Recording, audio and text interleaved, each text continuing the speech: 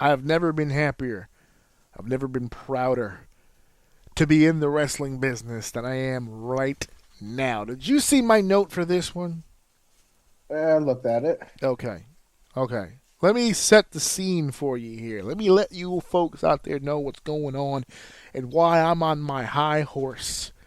For the record, before I say what I'm about to say, AJ, you're not really going to bash AEW again, are you? Yes, he is. Yes, he is. I'm going to drag my career into the mud right now. I don't give a fuck. So let's get over. I'll tell you this. I'll give as much of a fuck about AEW that Chris Charlton has. How about that? Chris Charlton is my hero. He is the man I aspired to be. That level of petty ain't been seen since like Genghis Khan times. This goes way back. This dude is legendary, Division I level petty, and I'm here for it. To be honest with you, so Chris Charlton is a professional wrestling commentator. This man calls matches as a professional, for a living. He is of British descent. He lives in the UK. Why does that matter? Follow along with me, if you will. So, New Japan had their annual Wrestle Kingdom weekend. They used to do Wrestle Kingdoms Night 1 and Night 2. That's where WrestleMania got their fucking idea from, was when Wrestle Kingdom did it.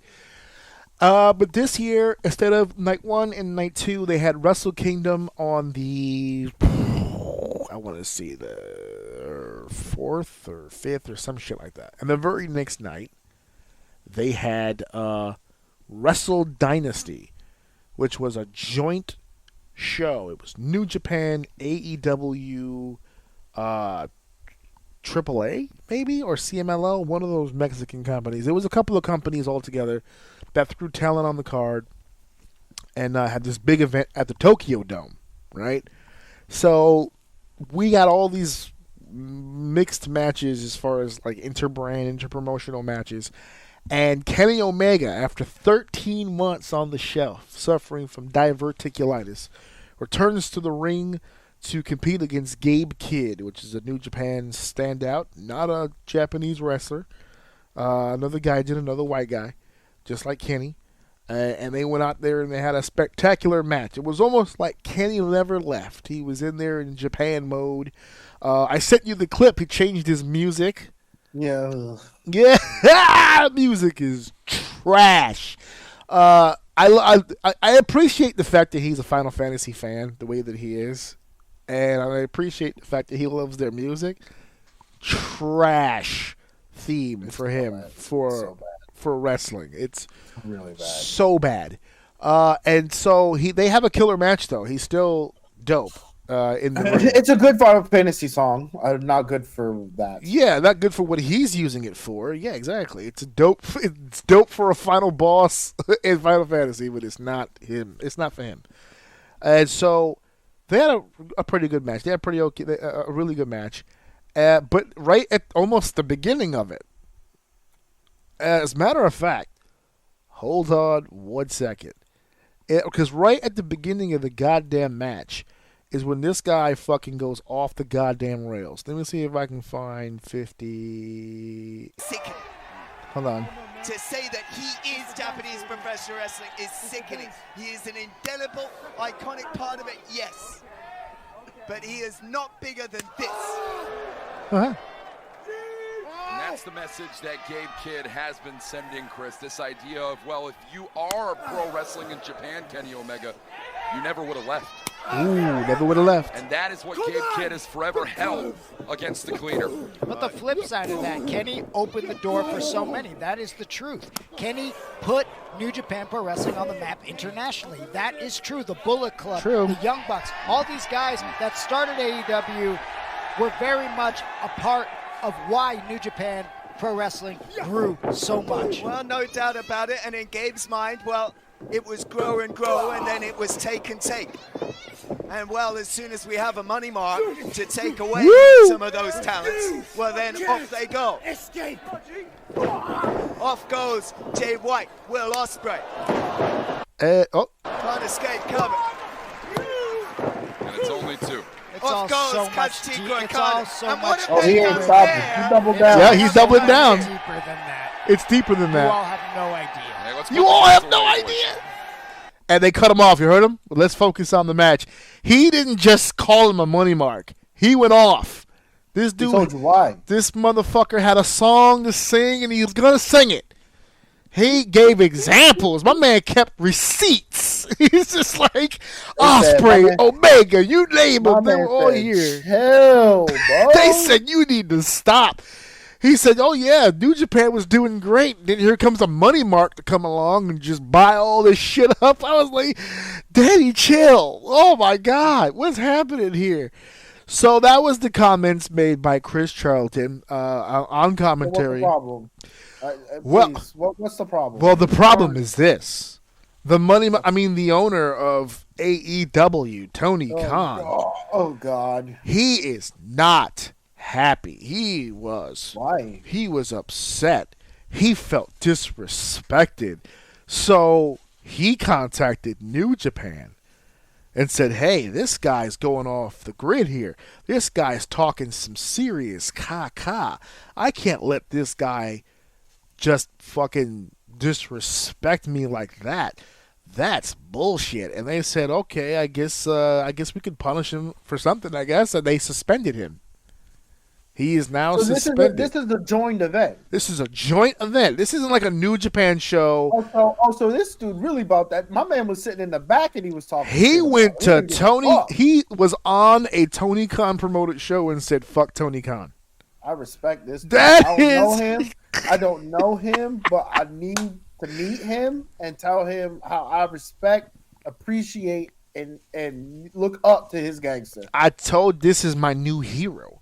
Because when I found the article about the suspension, right? I wrote in the comments, I said, imagine being in trouble for saying that the sky is blue. Now, I know that he's probably not supposed to say that on the air, and I get that there's levels to professionalism when you're doing the actual show. This wasn't like a podcast or his own his own personal social media post or something like that. It's a live show, not just a live show, but it's a show that Tony's co-promoting. This is a Tony Khan The money production Mark is here. paying for. Yeah, and this is one of those situations where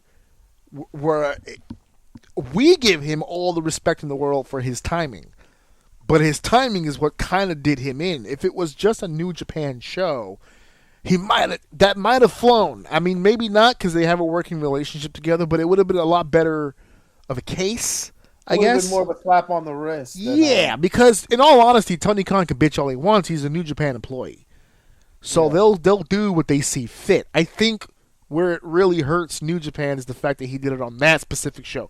If he does that 24 hours prior at Wrestle Kingdom, I don't know if he gets suspended. He might get a talking to. He might get a fine or something like that. Hey, take it easy. Don't go out there and go fucking rogue like that. I don't know what the fuck you're doing.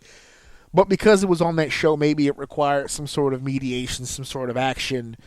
But let's go to his comment for a second, because the motherfucker, he's in trouble, but he ain't wrong. He ain't wrong. He's not wrong on two occasions. When he called him a money mark, straight up, have I not been saying that this entire time on this show? Money mark. Look at you trying to double down. No, I'm not even trying to raise his flag. He's raising the flag. I just got his back. Okay, well, haven't we been saying this from the beginning? It's toys, right? He's playing with live action figures. That's what we've been saying this whole time. We've been saying it. Other people have been saying it online. The AEW fan base does not agree with that, but you know what? The more people that say it, you start to see that that's the perception. I mean, the person that works for him said it. Because that's the perception. That's how everybody sees him. But there's two groups. The people like Chris and myself who don't want Tony Khan's money, have no need for Tony Khan's money, and has no desire to work in his company, so we're free to say whatever it is that we feel as an opinion. And then there are those who knows that he's a money mark, who knows that he's an idiot when it comes to this business. But they're not going to tell him that, because don't tell the idiot he's an idiot as long as the idiot keeps paying to be told that he's not. He's paying money to these people, and they're going to take the fucking money. For as long as that check keeps clearing, he's the best boss I've ever had. Him. Get the bag. I don't blame him. I don't blame him either. Just don't get don't bark up my tree because I'm not on the same train with you. I'm not hating on you. Take this money mark for what he's good for. Handing out money. Go ahead and do it. But I'm going to call him what I'm going to call him. God damn it, so is Chris. I don't have the platform to curse him out. Chris was on Tony. Tony Khan paid this man to insult him. So, yeah, if you look at it that way, yeah, it's one way to look at it. That is fucking amazing. And that was the money mark portion. Right? The double down made it worse because wasn't a single lie told. That AEW, its roots, its foundation, its whole point of existence was off of the success, off of the foundation of New Japan Pro Wrestling. That is a complete 100% fact that can't be debated. Kenny being an EVP, the Young Bucks being an EVP, Cody, while being considered a WWE guy at the time, was working with New Japan Pro Wrestling. They were all overseas working those shows when they came to the States and basically raped and violated the original version of Ring of Honor into getting them to do an all-out pay-per-view, an all-in pay-per-view, which was success, and then they banked that into bankrolling the idea of doing AEW. If they don't have when they did the all-out show or all in, it was now it's all out, but with the first show before they were even AEW, when they just did that one pay-per-view at all in. That show does not happen without Ring of Honor's cooperation. It does not happen with New Japan's involvement. Because New Japan, Okada was on that show. Kenny was contracted. He was the IWGP Heavyweight Champion at the time of that show. So New Japan had a heavy hand in helping AEW get started in the first place, which is why I believe they still have a relationship today. But you can't argue the fact that the minute AEW got solidified and they became a regular recurring thing, they have robbed and pillaged every resource from New Japan. That was the whole point of Forbidden Door, was to get their fan base attached to the New Japan talent and then eventually buy them out. He was naming names. Leave Kenny out of the equation for just a second, but Ospreay, Okada, they've had Tanahashi there. They've had so many talents come to America to be on AEW programming, which helped their programming. But whenever AEW sends a talent to New Japan, it doesn't help New Japan. Moxley doesn't help New Japan in any way. Jack Perry does not help New Japan in any way.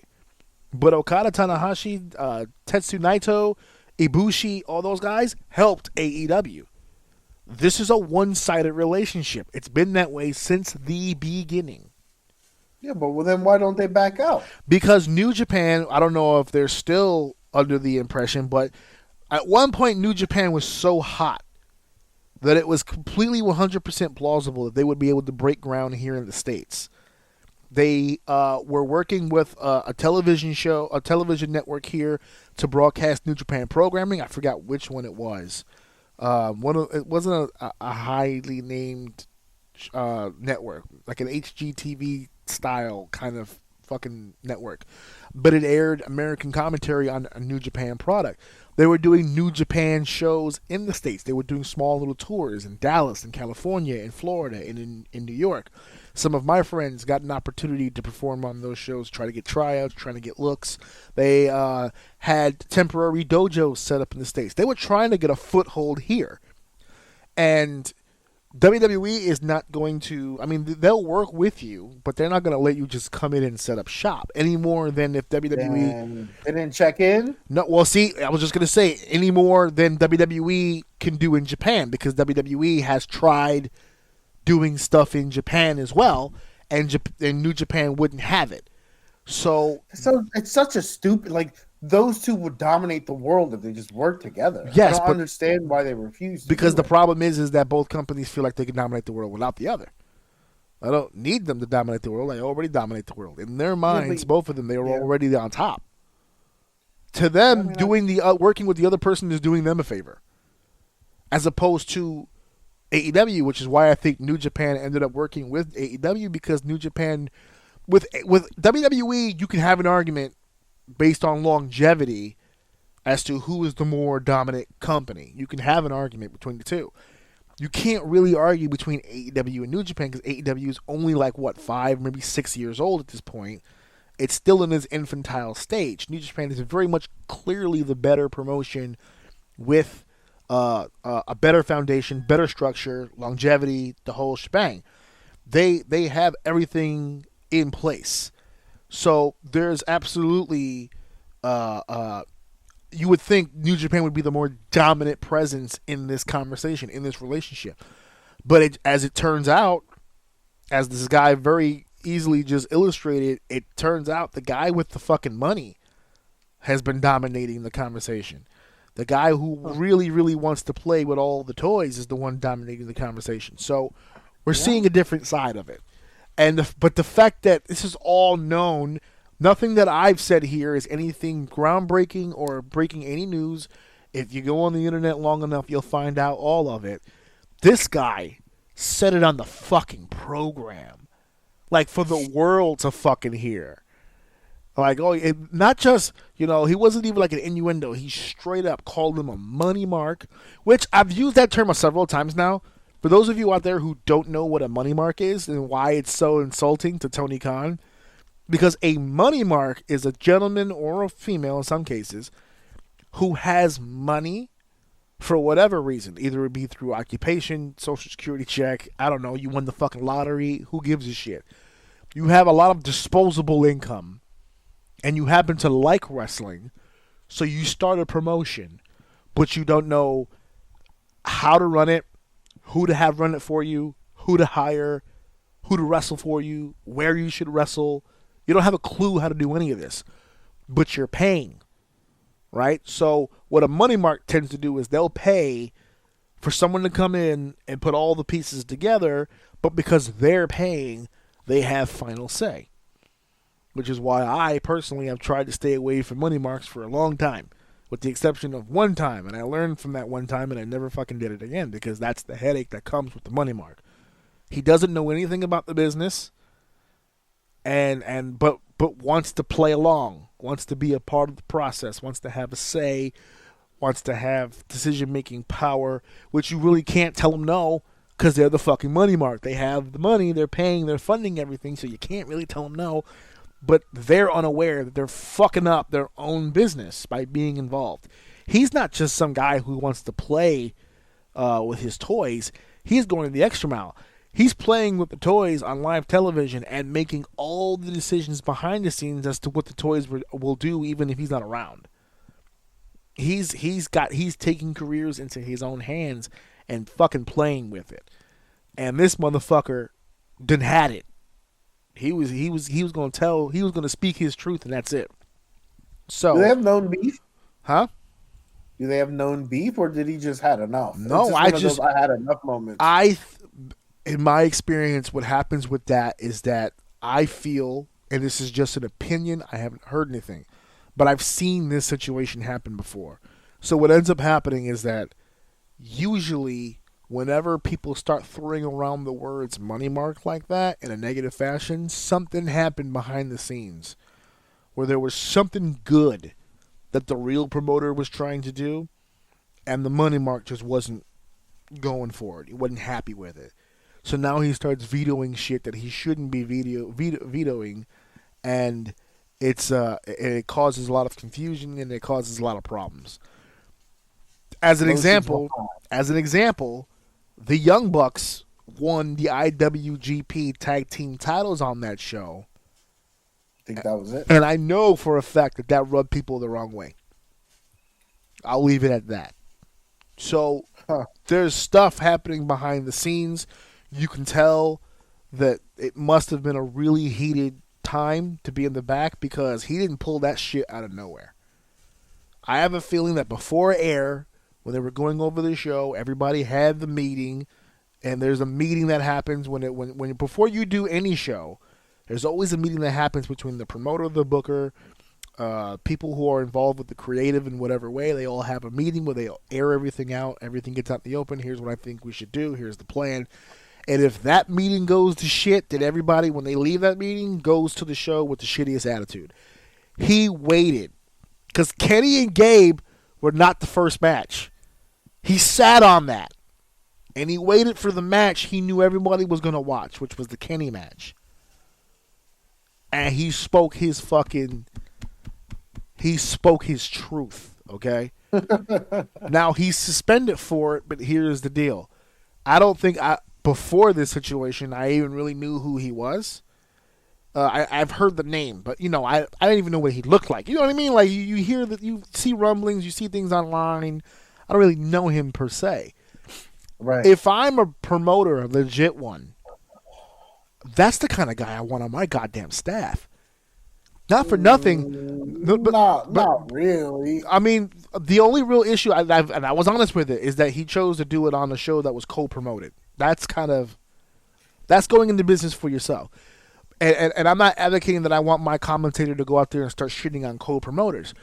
But I want a guy in the foxhole with me when we were in the back, when the money mark is doing his thing, to be able to stand on his own 2 feet and look at that money mark and go, this is wrong. And you know that this is wrong, right? Yeah, but what he did doesn't say that that's the way he was. For all we know, he was quiet the whole time and went out there and did that. Well, if he was quiet the whole time and had no feedback at all whatsoever, then yeah, he's a bitch.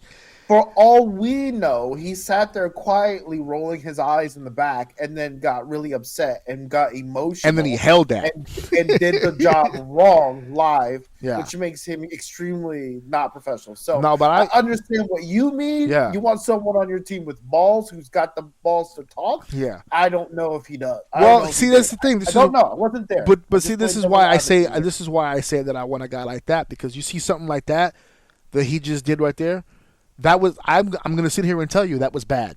That wasn't the way to handle that. But no, I like where his head's at. I like where his head's at. You just got to reel him in and teach him the ropes, teach him how to do this. Like there's situations. Yeah. Right, buddy? Even if we're in the meeting in the back and Tony's there and we're having the group meeting, I may not even want you to do it then, because everyone's there. It's a high tense situation because we're about to run the Tokyo Dome, which is not sold out, by the way. I think they said they had something around like 24,000 people or whatever. That building seats like 80 or 90,000. So it's all lower bowl activity, So already we're looking at a bad number here. So it's a high pressure situation. I may not even want in that situation for that to happen, but I want a guy next to me who's not going to be a fucking mark. Who's not going to sit here and look at and just go, well, Tony said we should do this, or Tony, well, fuck Tony. What do you think? Like, let's talk real wrestling, bro. Like, I'm not going to sit here and listen to what Tony Khan wants. Like, what do you think?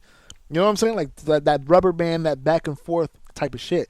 He sounds like he's one of those guys, but he's also, I mean, like I said, I say it again for the record. What he did was kind of, inappropriate. I get it.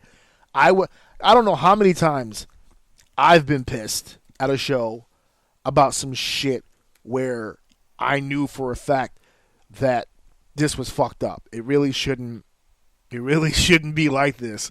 And I had to call the whole fucking show with that in my head. I didn't go on commentary during the main event and shit on the guy that pissed me off. But we had the conversation at some point. We didn't even have it at the show. But I want somebody on my team who's not going to fuck the bag up. That's basically where it and this guy put himself in that position, but I want a guy with me who's going to be able to look at the situation and be fucking honest about this and be like, look, this is bullshit. Why? Like you said, when we just went over the relationship status between the two, even you said, so why are they even dealing with it? That's the kind of shit that I could see him saying in the meeting, where it's just like, why are we doing this? Why are we? Okay, we're trying to book a co-promoted show. We got luchadors opening up the show. We've got Gaijin versus New Japan Talent. We're all over the map here. So, like, what are we doing here? Like, I want one of those where it's just like, let's bring this back to planet Earth. Like, what's happening here right now? So, yeah, we got to rein that shit in. I mean, I don't want you doing that shit in my program. But yeah, I want a guy next to me who's just gonna be like, this is bullshit. I've had that guy. It's a good guy to have. Yeah. So it's just He like, does it right, when it's done right, yeah, exactly. I'm just looking him up now. Apparently, he's 41 years of age. So he's been doing, and I'm looking at his resume. He got no fucks. He's got no fucks to give, and he's been doing this for a fucking minute. So it's like, I could say, in all honesty, he probably sat there and was just like, listen, what are they gonna do? Fire me? I'm already fired. That's it. He pulled a Ric Flair. What you gonna do? Yeah, I said it. The fuck you gonna do about it? So yeah, this dude is my hero. I'm sticking to that. This dude went out there and just said his fucking truth, and I'm with it.